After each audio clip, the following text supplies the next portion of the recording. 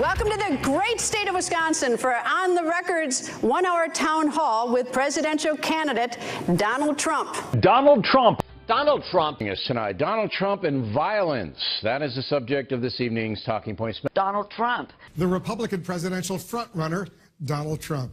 And the winner of the South Carolina Republican primary, Donald Trump, joins us right now. Mr. Trump, congratulations on your victory. What do you think this means for the race going forward? Are you unstoppable? I am officially running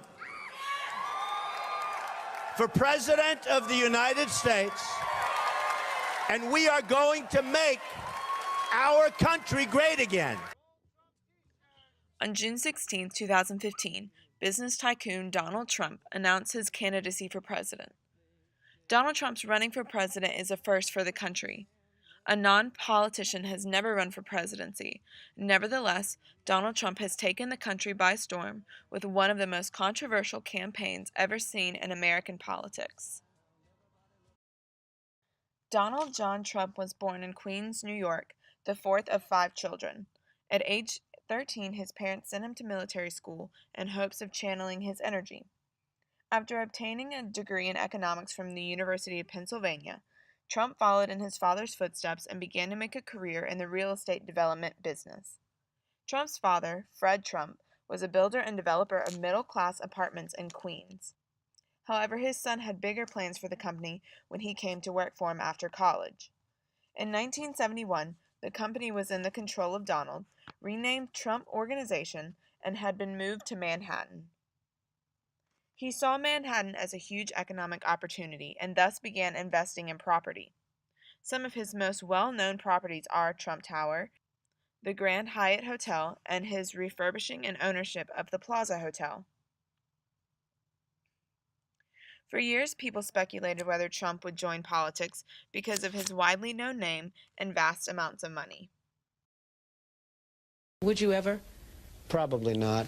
But I do get tired of seeing the country ripped off. Why would you not? I just don't think I really have the inclination to do it. I love what I'm doing. I really like it. Also, it doesn't pay as well. No, it doesn't. But, you know, I just probably wouldn't do it, Oprah. I probably wouldn't, but I do get tired of seeing what's happening with this country. And if it got so bad, I would never want to rule it out totally, because I really am tired of seeing what's happening with this country, how we're really making other people live like kings, and we're not. In October 2013, New York Republicans prompted Trump to run for governor of New York for 2014. However, he declined.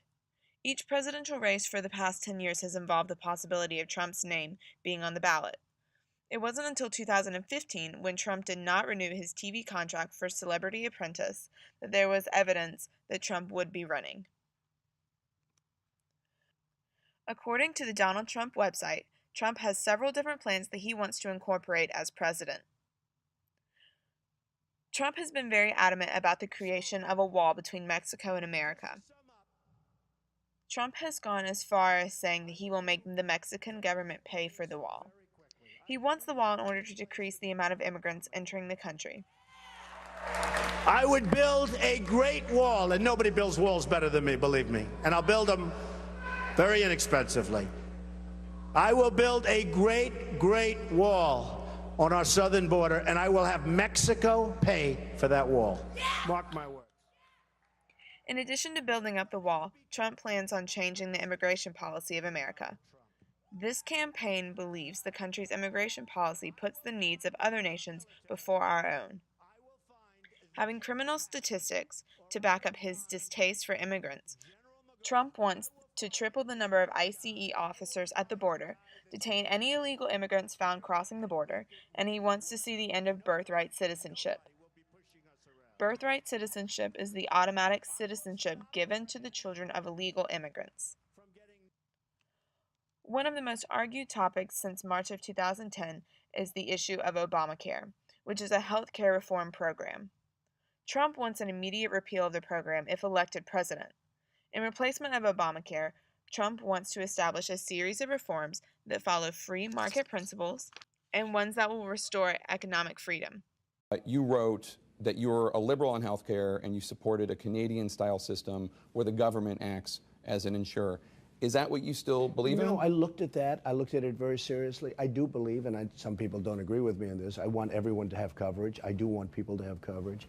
I think that a great forum could be, and I love the free market. I love the way.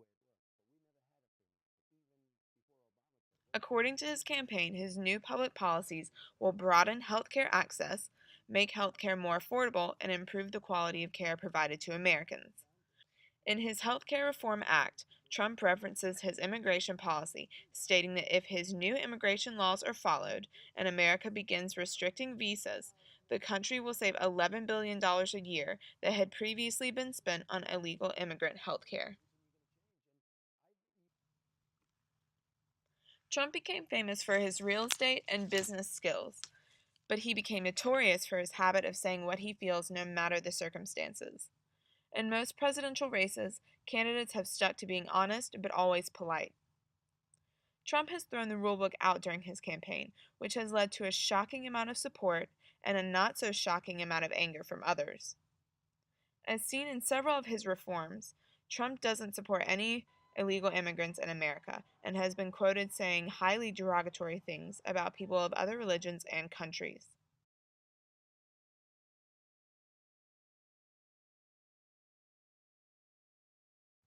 He has gone as far as saying he wants all Muslims removed from the country.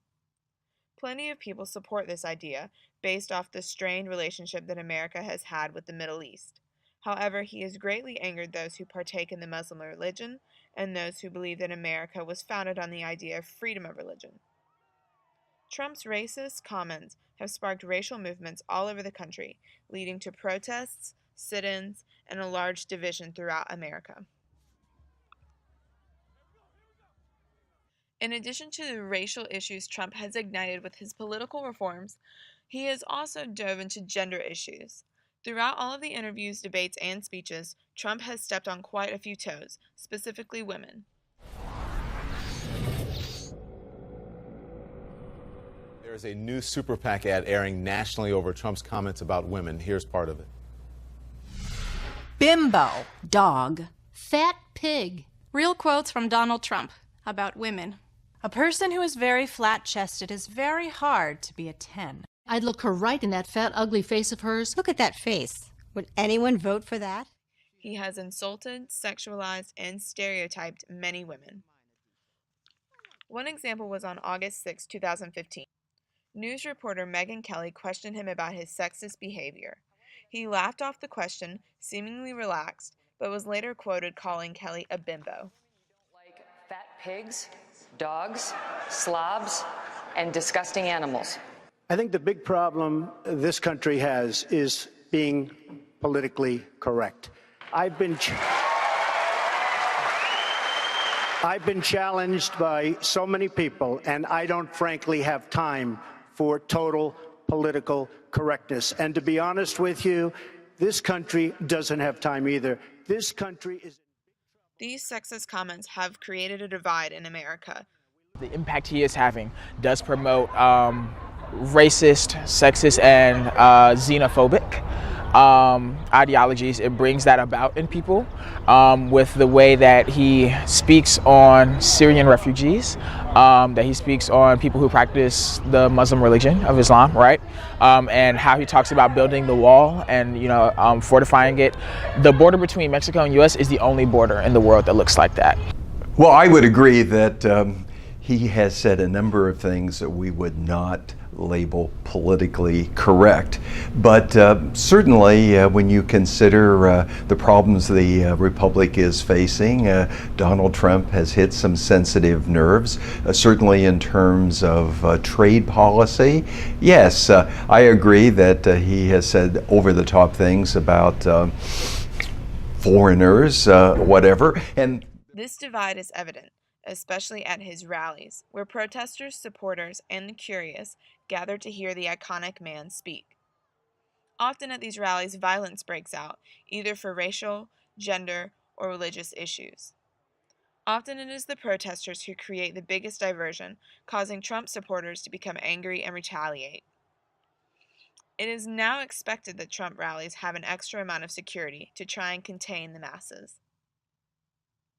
Trump is a man that built his empire from the ground and got where he is today by knowing what he wanted and how to get it. He's never been afraid to speak his mind, and that either rallies your support for him or sends you to the opposing side. He says what a lot of people are thinking, and he doesn't worry about saying it. He's straightforward, and he speaks his mind, and people like that. With his conservative and drastic reform plans, Trump has been able to stand out from the crowd, which has likely been the driving force for his success in this presidential race. It is expected that when someone like Trump, who has such unyielding views, he creates tensions that echo across the country. You don't have to support Trump in order to see that he, along with the help of the media, has created one of the largest and most controversial presidential campaigns this country has ever seen.